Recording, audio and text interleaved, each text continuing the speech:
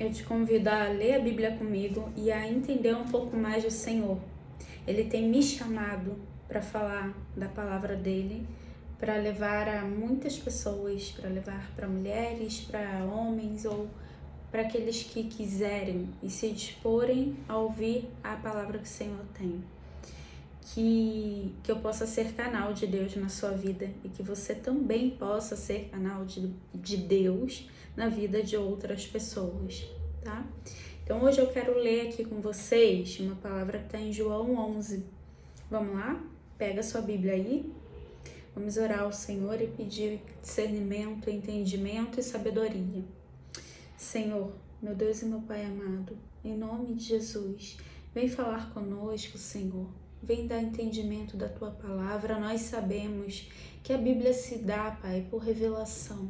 Então revela a nós aquilo que o Senhor deseja falar conosco. Usa-nos segundo a Tua vontade, capacita-nos segundo o Teu querer. Em nome de Jesus é o que pedimos e te agradecemos. Amém. Vamos lá. O capítulo 11 de João começa falando sobre a ressurreição de Lázaro. E ele diz assim: Estava então enfermo um certo Lázaro de Betânia, aldeia de Maria e de sua irmã Marta. E Maria era aquela que tinha ungido o Senhor com unguento e que tinha enxugado os pés com os seus cabelos, cujo irmão Lázaro estava enfermo. Mandaram-lhe, pois, suas irmãs dizer: Senhor, eis que está enfermo aquele que tu amas. E Jesus, ouvindo isso, disse: Essa enfermidade não é para a morte, mas para a glória de Deus, para que o Filho de Deus seja glorificado. Tem situações na minha e na sua vida que não é para o nosso mal, não é para a morte como não foi aqui na situação de Lázaro, é para a glória de Deus. Tem coisas que as pessoas só vão acreditar, só vão crer quando perderem a esperança, quando vê que aquilo ali realmente não tinha mais jeito. E só tem um que poderia fazer, que pode fazer acontecer, né? E foi o caso de Lázaro aqui. E Jesus, ouvindo isso, disse: Essa enfermidade não é para a morte, como nós já lemos aqui, mas para a glória de Deus, para que o Filho de Deus seja glorificado por ela. Ora, Jesus amava Marta e a sua irmã e a Lázaro, ou seja, Jesus amava a família. Ouvindo, pois, que estava enfermo, ficou ainda 2 dias no lugar onde ele estava. Depois disso, disse aos seus discípulos: Vamos outra vez para a Judéia. Disseram-lhe os discípulos: Rabi, ainda agora os judeus procuravam apedrejar-te, e tornas para lá? Jesus respondeu: Não há 12 horas no dia? Se alguém andar de dia, não tropeça, porque vê a luz desse mundo. Mas se andar de noite, tropeça, porque nele não há luz. Assim falou e depois disse-lhes: Lázaro, o nosso amigo, dorme, mas vou despertá-lo do sono. Disseram, pois, os seus discípulos: Senhor, se ele dorme, ele está salvo, né? Como quem questiona, dizendo: se ele dorme, ele está seguro, por que nós vamos nos arriscar indo até lá se ele está bem, se ele está seguro? Só que Jesus falava em parábolas, né? E aí aqui, a Bíblia fala aqui, ele disse assim: Então, Jesus disse-lhes claramente: Lázaro está morto. E folgo por amor de vós de que eu lá não estivesse, mas que acrediteis. Para que acrediteis, mas vamos ter com ele. Disse, pois, Tomé, chamado Dídimo, com discípulos: Vamos nós também, para morrermos com ele. Chegando, pois, Jesus achou que já havia 4 dias que estava na sepultura. Por que 4 dias? Porque quando Jesus soube da enfermidade, ele ficou ainda 2 dias onde ele estava. E até ele chegar lá, né, mais 2 dias. Então, aí já tinham 4 dias. Chegando, pois, Jesus achou que já havia 4 dias que estava na sepultura. E muitos dos judeus tinham ido consolar a Marta e a Maria acerca do seu irmão. Aqui eu pulei tá? No 18 está escrito assim: ora, Betânia distava de Jerusalém quase 15 estádios. E muitos dos judeus tinham ido consolar a Marta e a Maria acerca de seu irmão. Ouvindo, pois, Marta que Jesus vinha, saiu-lhe ao encontro. Maria, porém, ficou assentada em casa.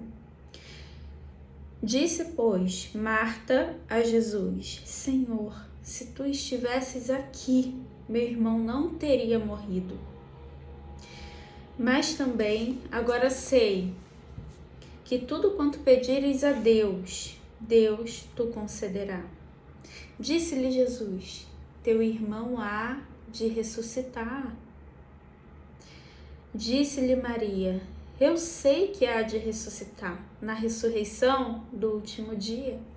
Disse-lhe Jesus: eu sou a ressurreição e a vida. Quem crê em mim, ainda que esteja morto, viverá. E todo aquele que vive e crê em mim nunca morrerá. Crês nisso? Disse-lhe ela: sim, Senhor. Creio que tu és o Cristo, o Filho de Deus, que havia de vir ao mundo. E dito isto, partiu e chamou em segredo a Maria, sua irmã, dizendo: o mestre está aqui e chama-te. Ela, ouvindo isso, levantou-se logo e foi ter com ele. Ainda Jesus não tinha chegado à aldeia, mas estava no lugar onde Marta o encontrara.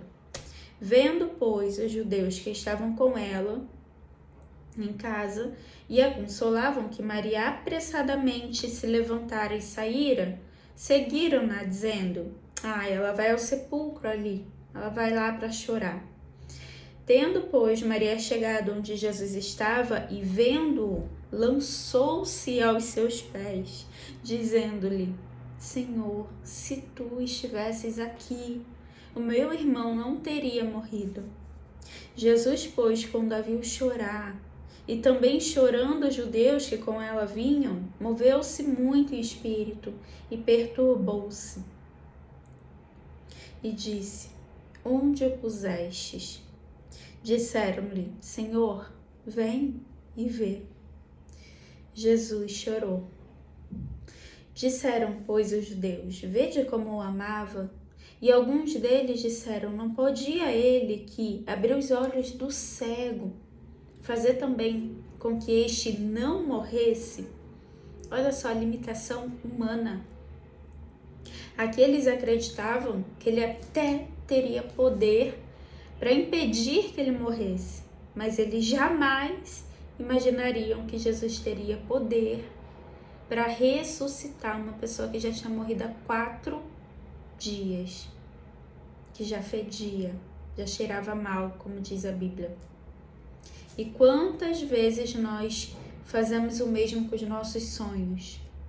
A gente nós acreditamos que já está perdido, que não tem mais o que fazer, que não tem mais solução. E a gente até para de pedir, de interceder ao Senhor. Aqui a morte é o fim, né? A gente pode até clamar por muitas coisas na vida, mas quando uma pessoa está 4 dias morta, a gente não clama. A gente já deu como perdida. Eu lembro quando minha mãe faleceu, eu orei, eu clamei no hospital, ela já no saco. E eu orando lá, clamando: o Senhor ressuscita, Senhor devolve fôlego de vida, Jesus, o Senhor pode fazer, assim como o Senhor fez com Lázaro, faça, Senhor. Pai, eu não estou preparada. E eu falava, e eu orava, e eu clamava.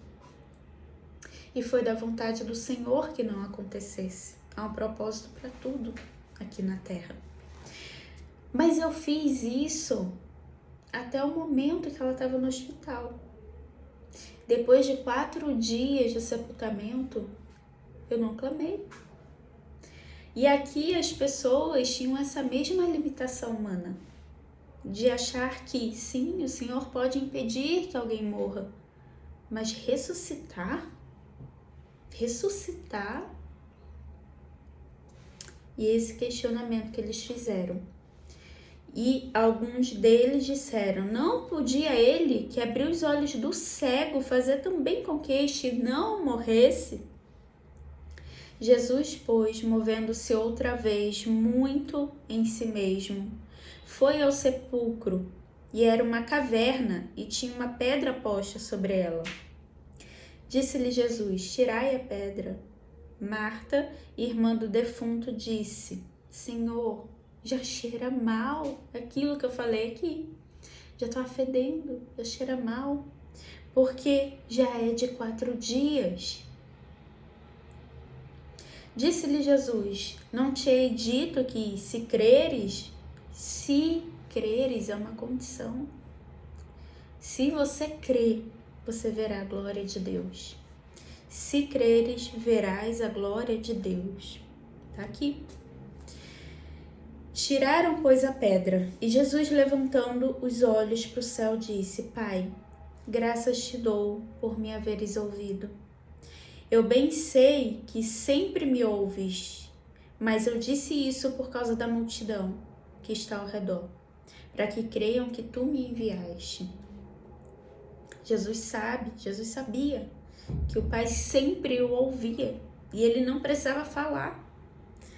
Mas ele disse isso por causa dos que estavam à volta dele, para que eles pudessem ver e pudessem crer, sabendo do quão incrédulo era o povo, né? Então, para que eles pudessem ver e crer, Jesus falou com Deus. E tendo dito isso, clamou com grande voz: Lázaro, vem para fora. E não precisava falar. Ele tinha todo o poder. Ele era 100% homem, 100% Deus. Ele poderia simplesmente olhar, respirar. Ele poderia simplesmente pensar e o milagre teria acontecido. Mas ele falou: Lázaro, vem para fora, para que aqueles que estavam ao redor pudessem testemunhar que era uma ordem dele, que era um milagre acontecendo. E aqui também a gente pode ver o poder das palavras. Quando você fala, você está dando testemunho para outras pessoas. Cuidado com o que você fala, cuidado com o que você tem mostrado às pessoas através das palavras. Aqui Jesus quis mostrar que o milagre estava acontecendo naquele momento, por uma ordenança dele, por um clamor ao Pai, para mostrar que ele era o enviado de Deus, o Filho de Deus. E aí ele falou: Lázaro, vem para fora. E o defunto saiu. Glória a Deus. Tendo as mãos e os pés ligados com faixas e o seu rosto envolto num lenço, disse-lhe Jesus: desligai-o e deixai-o ir. Muitos, pois, dentre os judeus que tinham vindo a Maria e que tinham visto o que Jesus fizera, creram nele.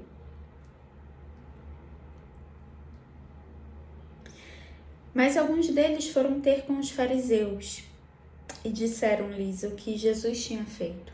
Ou seja, alguns vão acreditar, outros vão pegar isso e vão levar para aqueles que querem o mal de Jesus, que é fariseu, que são os fariseus. Depois, os principais dos sacerdotes e os fariseus formaram um conselho e diziam: que faremos? Porquanto esse homem faz muitos sinais. Se o deixarmos assim, todos crerão nele e virão os romanos e tirar-nos-ão o nosso lugar e a nação. Jesus se tornou uma ameaça para eles. E tudo aquilo que é uma ameaça recebe pedrada, recebe julgamento, recebe palavras. Então, se você está nesse momento que estão te jogando pedra, que estão planejando algo contra você, que estão enxergando valor em você como enxergaram em Jesus, e ele se tornou uma ameaça, saiba que você está no caminho certo. Jesus estava cumprindo o propósito pelo qual ele veio aqui na terra. E Caifás, um deles, que era sumo sacerdote naquele ano, lhes disse: Vós nada sabeis, nem considerais que vos convém que um homem morra pelo povo e que não pereça toda a nação. Ora, ele não disse isso de si mesmo, mas, sendo sumo sacerdote naquele ano, profetizou que Jesus devia morrer pela nação. E não somente pela nação, mas também para reunir em um corpo os filhos de Deus que andavam dispersos.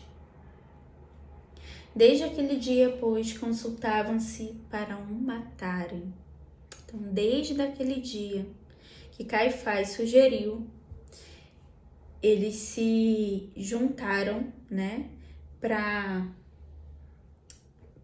conversar e para planejar, para se consultarem de como, né, fariam, como matariam, né, Jesus. Consultavam-se para o matarem. Jesus, pois, já não andava manifestadamente entre os judeus, mas retirou-se dali para a terra junto do deserto, para uma cidade chamada Efraim, e ali andava com os discípulos.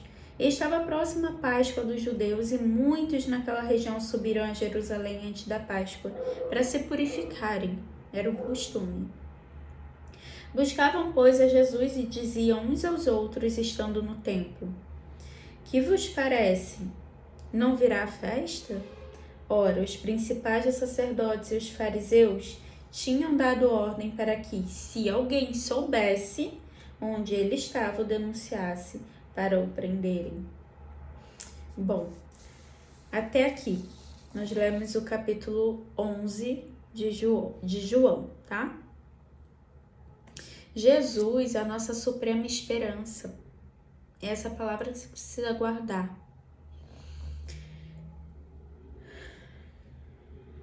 Aqui a gente viu que Jesus amava, que Jesus se importa, né?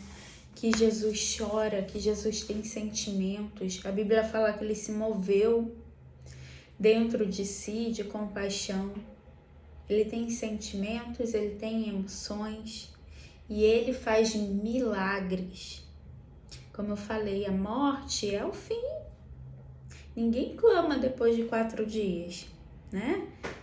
E aí, qual é o sonho que você não tem clamado, não tem orado, não tem pedido por colocar limites no poder de Deus? Ele é ilimitado, ele é grande, ele é poderoso para fazer infinitamente mais além daquilo que pedimos ou sequer pensamos ou sequer podemos imaginar. Então tira os seus sonhos, seus planos da gaveta, pede direção a Deus, busca a verdadeira sabedoria que está na Bíblia, para que a sua vida comece a mudar hoje, tá? Bom, eu fico por aqui e te encontro aí no próximo vídeo. Um beijo.